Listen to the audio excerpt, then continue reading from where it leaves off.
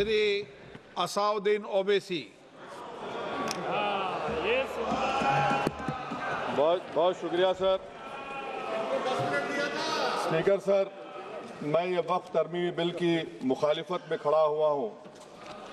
किसी एक शायर ने बड़ा अच्छा कहा था, जब भी ज़मीर और ज़र्फ़ का सौदा हो दोस्तों, जब भी ज़मीर और ज़र्फ़ का सौदा हो दोस्तों, कायम रहो हुसैन के इनकार की तरह। सर, ये वक्फ तरमीमी बिल भारत के गयूर मुसलमानों के ईमान पर, इबादत पर एक हमला है। नरेंद्र मोदी की हुकूमत ने इस मुल्क की सबसे बड़ी अक़लियत के खिलाफ एक ऐलान जंग कर दिया, और ये जंग सिर्फ मेरे जिस्म पर है, बल्कि मेरी आज़ादी पर, मेरी समाजी और माशी मार्जिनलाइजेशन पर है, मेरी शहरियत पर है, मेरे मदरसे, मस्जिदों, खानखाहों को और दरगाहों को निशाना बनाया जा रहा है। और ये हुकूमत सच्चाई को नहीं बयान कर रही है कि ये तरमीमी बिल से मुसलमानों का तहफ़्फ़ुज़, तरक्की और गुर्बत का खात्मा होगा। ये सरासर झूठ है। सर, अगर आप आइन के आर्टिकल 14 को देखेंगे तो उसमें लिखा हुआ है इक्वल प्रोटेक्शन। अब आप देख लीजिए सर कि हिंदू, सिख और जैन को और बौद्ध को उनके एंडोमेंट में तहफ़्फ़ुज़ मिलेगा, क्योंकि उनका एंडोमेंट बाय यूज़र बरकरार है और उनका एडमिनिस्ट्रेशन उनके हाथ में होगा। कि गैर हिंदू या गैर उनके मजहब का आदमी दान भी दे सकता है उनके लिए, और एंडोमेंट बोर्ड का तहफ़्फ़ुज़ भी मिलेगा, क्योंकि उसके ऊपर ओवरराइडिंग क्लॉज अप्लाई नहीं होगा, लिमिटेशन का कानून उस पर अप्लाई नहीं होगा। उसके बरक्स ऑपोजिट आप देख लीजिए, मुस्लिम वक्फ को वक्फ बाय यूज़र निकाल दिया गया। एक मुस्लिम वक्फ की जायदाद पर कब्जा होगा, लिमिटेशन लगेगा, तो जो एनक्रोचर है, जो खाबिज है, वो रातों रात मालिक बन जाएगा और एक गैर मुस्लिम वक्फ बोर्ड को एडमिनिस्टर करेगा। ये आर्टिकल 14 के इक्वल प्रोटेक्शन का वायलेशन। अब आर्टिकल 14 में सर इक्वालिटी बिफोर लॉ भी है, और उसका कैसा वायलेशन हो रहा है कि कोई आर्बिट्रेरी स्टेप नहीं ले सकता और कोई भी ऑफिशियल किसी भी तरीके से गलत आर्बिट्रेरी फैसला नहीं लगा। यहां पर आप एक डेजिग्नेटेड ऑफिसर को रखकर वो फैसला लेगा कि ये जायदाद वक्फ की है, गवर्नमेंट की है। क्या ये प्रिंसिपल्स ऑफ नेचुरल के खिलाफ नहीं है, जिसका तकर्रुर एग्जीक्यूटिव करती है? ये हमारे theory of separation of powers, Bharat के आइन का बेसिक स्ट्रक्चर का हिस्सा है। क्या इसका वायलेशन नहीं है? सर, आर्टिकल 25 का वायलेशन कैसे है कि आप मुसलमानों से वक्फ बाय यूज़र छीन रहे हैं और फिर आप कर्ब कर रहे हैं वक्फ वाल औलाद को, मगर वहीं पर दूसरे धर्म के मानने वालों को उनके मजहब पर चलने की पूरी इजाजत है। लफ्ज जो आर्टिकल 25 में इस्तेमाल हुआ सर, वो इक्वली एंटाइटल्ड, यहां पर मुसलमानों के इक्वल एंटाइटल्ड नहीं हो रहा। अभी हम गृह मंत्री का, वजीर दाखिला का यहां पर उनका हमने तकरीर सुनी, यहां पर वो ये कहते हैं, वजीर दाखिला, शायद वो कटमुल्ला की जबान ना कह दें, वजीर दाखिला कहने पर वजीर दाखिला ने अपने बयान में कहा कि बोर्ड और काउंसिल जो होगा वो माने वक्फ इस्लाम से अलग है। सर, अगर ये बात सच है आपकी, तो फिर आपको एक कानून बनाने की जरूरत ही नहीं है, आप एक नॉन स्टैट्यूटरी बॉडी बना दीजिए। ये जो कानून बन रहा है ना सर, ये आर्टिकल 26 इसका सोर्स है, और आर्टिकल 26 जब इसका सोर्स है तो आर्टिकल 26 का ABCD क्या कहता है कि रिलीजियस डिनोमिनेशन को अपने मजहब के अफेयर्स खुद चलाना, मूवेबल इमूवेबल प्रॉपर्टी को लेना और एडमिनिस्टर करना। जब हिंदू धर्म को, बौद्ध धर्म को, सिखों को यह राइट दिया गया है, तो आप कैसे मुसलमानों से छीन रहे हैं? तो ये आर्टिकल 26 का ग्रेव वायलेशन है। तो सर, अब वक्फ बाय यूजर का मामला देखिए, मिनिस्टर साहब ने कहा कि एंक्रोचमेंट हो रहा है, 17,000 एंक्रोचमेंट हुए हैं। तो यही नरेंद्र मोदी की हुकूमत ने 2014 में उस वक्त के मंत्री ने एक Waqf properties eviction of unauthorised occupants bill को इंट्रोड्यूस किया। आपने विड्रॉ कर लिया 2024 में उसको। क्यों विड्रॉ किया सर आपने? जब आप मान रहे थे कि एंक्रोचमेंट हो रहा है तो आपने बिल को विड्रॉ कर लिया। अच्छा सर, अब वक्फ बाय यूजर को आपने निकाल दिया, माने कंडीशन क्या लगाए कि अगर उसमें डिस्प्यूट होगा और गवर्नमेंट प्रॉपर्टी होगी। सर, डिस्प्यूट तो है। मिसाल के तौर पर मोहिबुल्लाह साहब जिस मस्जिद के इमाम है, पार्लियामेंट के सामने मस्जिद है सर, 123 प्रॉपर्टीज में मस्जिद है, डिस्प्यूट चल रहा है, कल कलेक्टर या डिस्ट्रिक्ट ऑफिसर बोलेगा कि भाई साहब ये गवर्नमेंट प्रॉपर्टी है, स्टिकर लगा दिया जाएगा, मस्जिद बंद गवर्नमेंट प्रॉपर्टी हो गई, होगी ना सर। अब ये बताइए, आप जब से यहां पर पूरे बीजेपी रूलिंग पार्टी हमको ज्ञान दे रहे हैं कुछ नहीं होगा, कुछ नहीं होगा, मैं दलील के साथ बता रहा हूं आपको। ये मस्जिद दिल्ली गवर्नमेंट बोलती हमारी है, वक्फ दिल्ली वक्फ बोलता हमारी है, तो सर वक्फ बाय यूजर, अगर मैं अपनी गवर्नमेंट के खिलाफ वक्फ बोर्ड वक्फ बाय यूजर इस्तेमाल नहीं करेगा तो क्या है सर। अच्छा, ये अमेंडमेंट जब हो जाएगा तो मुझे कहने दीजिए सर, सिर्फ प्राचीन मंदिरों की हिफाजत होगी, मस्जिदों की नहीं होगी। अब सर आप आ जाइए, अगर डिस्प्यूट मेरा एंशिएंट मॉन्यूमेंट से वक्फ का, एक मिसाल दे रहा हूं, दिल्ली में 172 वक्फ प्रॉपर्टीज एएसआई कंट्रोल में है, मैं तो हार ही गया वो, क्योंकि मेरे पास डॉक्यूमेंट नहीं है। आप कह रहे हैं कि डॉक्यूमेंट चढ़ाओ, अगर मेरा गवर्नमेंट से डिस्प्यूट चल रहा है मैं तो क्लेम ही नहीं कर सकता, क्योंकि आप जज बनेंगे, आप ही फैसला करेंगे, और जब तक आप फैसला नहीं करते वो वक्फ की प्रॉपर्टी नहीं होगी, वो प्रोविजन डाल दिया आपने। अच्छा, अगर मेरा डिस्प्यूट एनक्रोचर से होगा सर, तो एनक्रोचर में तो आपने तो 107 को डिलीट कर दिया, आप रातों रात खाबिज को, एनक्रोचर को मालिक बना रहे हैं। सर मैं ये पूछना चाहता हूं आपके जरिए हुकूमत से, एक मुंबई में एक बहुत बड़े दौलतमंद है, खोजा बरादरी का यतीम खाना था, उन्होंने 2004 या 5 में 22 करोड़ में खरीद लिया। वो केस सुप्रीम कोर्ट में, क्या आप उनको मालिक बनाना चाहती है लिमिटेशन एक्ट अप्लाई करके? हमको बताइए, हम जानना चाह रहे हैं। और सच्चर कमेटी ने सर 2007 में कहा कि दिल्ली के 123 प्रॉपर्टीज की मार्केट वैल्यू 6000 करोड़ की है। आज हम 2025 में आ गए, क्यों आप उन प्रॉपर्टीज के खिलाफ पड़े हुए? 1976 में उस वक्त के वजीर आजम इंदिरा गांधी लेटर दिखा, इसको आप दे दीजिए, मगर आप उसको मानने को तैयार नहीं है। तो सर और एक जो झूठ फैलाया जा रहा है, management empowerment efficient development, sir this bill takes any management from the hands of Muslims, disempowers the Waqf in comparison to any other stakeholder, takes away the efficiency of administration and hampers development.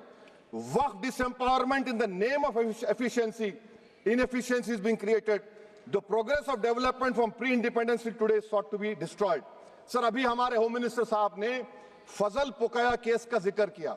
Sir मैं आपसे गुजारिश करूंगा कि home minister जरा अच्छे लोगों को रखकर इंफॉर्मेशन ले। फजल पुकाया का ऑबिटर क्या है? इट इज ऑबिटर, वो रेशो डेसेंडेंटाई नहीं है जो आपने कहा है। अच्छा सर, शेड्यूल ट्राइब के बारे में कहा, क्या शेड्यूल ट्राइब में मुसलमान नहीं होते? शेड्यूल कास्ट में नहीं होता मुसलमान, शेड्यूल ट्राइब में मुसलमान होता। तो क्या आर्टिकल 25 मेरा चला गया, आर्टिकल 26 चला गया, आर्टिकल 14 चला गया, 15 चला गया, 29 चला गया?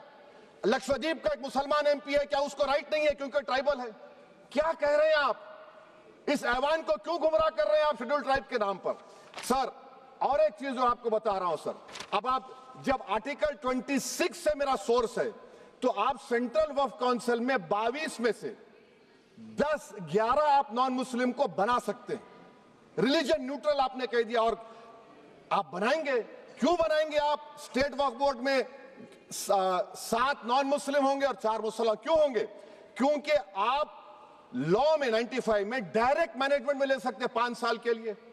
आप वक्फ बाय यूजर को आप कलेक्टर डिस्ट्रिक्ट ऑफिसर बोलेगा ये वक्फ की प्रॉपर्टी नहीं है, तो वो वक्फ बोर्ड खामोश बैठ जाएगा, कुछ एक्शन ही नहीं लेगा, क्योंकि वो आपके प्यादे हैं। अच्छा, जब आप नॉमिनेट करेंगे सर मैं मोदी गवर्नमेंट के खिलाफ नो कॉन्फिडेंस ला सकता हूं, मगर वक्फ बोर्ड का चेयरमैन जो नॉमिनेट होगा उसके खिलाफ नो कॉन्फिडेंस नहीं ला सकते, हम बिल्कुल नहीं ला सकते। क्या मजाक है बताइए आप? ये डेमोक्रेसी है। नॉमिनेट भी स्टेट गवर्नमेंट करेगी, वो अगर डिक्टेटर बन जाएगा जैसा आज भारत में हो रहा है तो वो भी नहीं हटेगा। कम से कम यहां पर तो इलेक्शन है, वहां पर तो आप 5 साल झेलते रहो उसको। अच्छा सर, अब ये जो क्लॉज 11 और क्लॉज 9 आप 16AA से देखिए, where the qualification of the members of the board has been limited only to 3 categories contained in 14(1)(c). Intention is very clear that the majority is to be packed with non-Muslims. So who will defend my interests, sir? If I cannot depend on the state waqf board, central waqf council, which are going to comprise non-Muslims, this in itself is a clear violation of Article 26, 14 and 15, sir. अच्छा sir, CO पहले 95 act में था कि word मुस्लिम, आपने गायब कर दिया उसको। अरे आखिर क्यों इतनी नफरत है आपके लफ्ज मुसलमान से? अच्छा फिर क्या कह रहे हैं आप कि ये भी आर्टिकल 26 का वायलेशन है। सब जितने हिंदू धर्म के प्रॉपर्टीज है, सिख धर्म के हैं, बौद्ध के हैं और आपके जैन के, वहां पर उन्हीं के मजहब का ऑफिसर होगा। और कहां पर नहीं होगा? वक्फ बोर्ड में। Waqf board is a pure religious institution, इसको समझने की जरूरत है। तो आप ये कर दे रहे हैं सर। अच्छा सर आप देखिए, अब आप आ जाइए ये ट्राइब्यूनल पर। मुझे समझ में नहीं आया सर कि हमारे होम मिनिस्टर वजीर दाखिला ने क्या कह दिया कि 2013 में 2013 का जो कानून है वो नहीं बनता तो हम नहीं लेके आते। मैं बड़े अदब के साथ उनसे पूछना चाह रहा हूं कि क्या उस वक्त राजनाथ सिंह साहब, अडवाणी साहब, हमारी लेट सुषमा स्वराज, ये बड़े बड़े नेता यहां बैठे थे? आपने यूनानिमस उस कानून को पास करवा दिया। कीर्ति आजाद थे उस वक्त, अब यहां बैठे हैं वो टीएमसी में। तो क्या आप गलत थे या वो गलत थे? हमको बता दीजिए, आप बता दीजिए। क्योंकि अगर अडवाणी आपके लिए बहुत बड़ा नेता है, मेरे लिए नहीं हो सकते, आपके लिए आपने पद्मश्री दिया उनको। मोहतरमा सुषमा स्वराज की जबरदस्त तकारीर का मैं कायल हूं, वो बैठकर उस 2013 को यूनानिमस पास कर दिए। मुझे कंफ्यूजन है कि क्या अमित शाह, नरेंद्र मोदी बड़े हैं या अडवाणी बड़े हैं? आपके लिए आप तय कर लीजिए। अच्छा सर, आपके tribunal sir, railway Clements tribunal, NGT tribunal, income tax, वैसे 14-15 ट्राइब्यूनल, हिंदू एंडोवर का ट्राइब्यूनल, सबका अपील नहीं होती, रिव्यू होता है। गृह मंत्री सरकार कह रही है कि नहीं रोक दिए, रोक लगा। कैसे रोक लगाते हैं? रिव्यू और अपील में तो फर्क होता है ना सर। आप ही कह रहे हैं कि पूरे कोर्ट्स में बैकलॉग है और आप अपील कर रहे हैं। अच्छा सर, रिटायर्ड डिस्ट्रिक्ट जज 95 में सिटिंग डिस्ट्रिक्ट जज था, जो एडमिनिस्ट्रेटिव कंट्रोल था सीजीआई साहब, उसको निकाल दिए। अच्छा सर, अब आप अभी हमारे मंत्री साहब ने कहा trust, sir Shri Sai Baba trust 2004, वो ये कहता है जो ऑफिसर उसमें काम करता है उसको साई बाबा का डिवोटी होने चाहिए और उसको डिक्लेरेशन लिख के देना पड़ेगा। यहां पर हो रहा तो यहां पर क्यों नहीं हो रहा? अच्छा सर आप फिर देख लीजिए, ये आपका हो गया सर। हाँ, अब अमित शाह साहब ने सेक्शन 2A के बारे में कहा और उन्हें इस बात का इकरार कर लिया कि दाऊदी बोहरा के लिए ये बनाया गया है। मगर मैं आपके जरिए से गवर्नमेंट से पूछना चाह रहा हूं, आपने तो उस प्रोवाइजो में दाऊदी बोहरा का नाम ही नहीं लिखा, आपने उनको भी थैंक यू कर दिया, उनका नाम क्यों नहीं लिखा आपने? और सर, और गवर्नमेंट क्या कर रही है? आप मुस्लिम समाज में जो बेकार किस्म के लोग हैं उनको एक रास्ता बना रहे हैं, एग्जिट दिखा रहे हैं कि तुम्हें वक्त से बचना है तो तुम्हें ट्रस्ट बना लो। ये क्या कर रहे हैं सर आप? कम से कम उन दाऊदी बोहरा को आप दे देते। अच्छा sir, clause 3V section 36 clause 18 देख लीजिए। Oral Waqf, oral appointment has sought to be discontinued even though it is recognized practice in Islam. Muslim personal law has recognized oral waqf and 1937 Shariat Application Act. Sir आप clause 39 पर आ जाइए। 5 साल के लिए मुसलमान, मैं किरण रिजिजू से पूछना चाहता हूं, सर दाढ़ी रखे तो मुसलमान प्रैक्टिसिंग है या क्लीन शेव आपकी तरह है? तो बताइए हमको, प्रैक्टिसिंग क्या होगा? अच्छा, किसी को पकड़ के मॉब लिंच कर दिया और बोले कि JSR का नारा लगाया, और वो JSR का नारा लगाया तो क्या मुसलमान रहेगा? नहीं रहेगा। या फिर देश के प्रधानमंत्री ने कहा था कपड़े देखकर पहचानो, तो क्या कपड़े देखकर आप कह देंगे? अच्छा, अगर कोई क्रिश्चियन हिंदू धर्म कबूल करता है तो क्या वो मंदिर को दे सकता प्रॉपर्टी? फिर भारत के संविधान में आर्टिकल 300 क्यों है सर? राइट टू इक्वालिटी क्यों है? फ्रीडम ऑफ रिलीजन क्यों है? 5 साल कहां से लाएंगे? अच्छा सर, और एक चीज सर, और एक चीज मैं आपको बोल के खत्म कर दूंगा सर। इस बिल में वक्फ औलाद का सर, इसमें आप देखिए clause 432, the creation of waqf al-awlad shall not result in denial of inherent rights to heirs, including women heirs or the waqif or any other right of person. Sir ये article 25 का violation है, शरीयत application act 37 का violation, article 300A का violation है। अच्छा, हिंदू धर्म में सेल्फ एक्वायर्ड प्रॉपर्टी को एक हिंदू, अब उसके फर्ज के 2 बच्चे हैं, वो एक को अपनी पूरी दौलत दे सकता है, कोई रोक टोक नहीं है। वो कहेगा नहीं मैं घर के बच्चों को नहीं दूंगा, मोहल्ले के गरीब को दे दूंगा, वो भी कोई रोक टोक नहीं है। वहां पर आपको बच्चों की फिक्र नहीं है। जब मैं अपनी प्रॉपर्टी को अल्लाह को मालिक बनाकर दे रहा हूं, आप कह रहे बच्चों की फिक्र नहीं है। इतनी मोहब्बत आप बिल्किस बानो से दिखा देते तो आपके लिए दुआएं देती आपके लिए। तो सर आप दूसरी बात आप देख लीजिए सर, आखिरी बात कहकर मैं अपनी बात को मुकम्मल कर रहा हूं सर। नहीं खैर मैं मुकम्मल कर रहा हूं, स्पीकर साहब बहुत टाइम दे दिए। सर आप देखिए इसमें अमित शाह साहब बोले कि इतनी प्रॉपर्टीज का कब्जा हुआ, चोरी हुई, ये हुआ। सर क्लॉज 2652A सेक्शन, अगर कोई प्रॉपर्टी बेचता है 2 साल की सजा थी, आपने क्या कर दिया, उसको 6 महीने कर दिया। नॉन बेलेबल था, आपने बेलेबल कर दिया। सेक्शन 40 की बात करते हैं, सेक्शन 40 में सर हमको जो ज्वाइंट वर्किंग कमेटी का जो नोट्स दिए, उसमें मिनिस्ट्री ऑफ माइनॉरिटी अफेयर्स ने कहा कि 30 साल में 515 केसेस सेक्शन 40 के और सिर्फ 8 लोग कोर्ट को गए। वक्फ यूजर का कानून तेलंगाना आंध्रा में है, सेक्शन 40 का कानून तमिलनाडु 63 है, आंध्र प्रदेश में 43 है। और सर आप डायरेक्शन दे रहे हैं, अच्छा क्लॉज 4218B देखिए सर, आप रूल बना रहे हैं, कोऑपरेटिव फेडरलिज्म के खिलाफ है, इतना रूल बना रहे हैं। और आखिर में सर मैं आपको बताना चाह रहा हूं स्पीकर साहब, ये बिल का मकसद सिर्फ मुसलमानों को जलील और रुस्वा करना है, मुसलमानों को दूसरे दर्जे का शहरी बनाने का इनका मकसद है। सर अगर आप हिस्ट्री को पढ़ेंगे तो महात्मा गांधी उस वक्त के व्हाइट अफ्रीका में सफेद फार्म अफ्रीका के कानून को महात्मा गांधी ने कहा था कि ये मेरा कॉन्शियंस इसको मानता नहीं, मैं इस कानून को कबूल नहीं करता हूं। तो महात्मा गांधी ने क्या किया, उन्होंने उस कानून को फाड़ दिया। तो मैं गांधी की तरह इस कानून को फाड़ता हूं, ये अनकॉन्स्टिट्यूशनल है सर।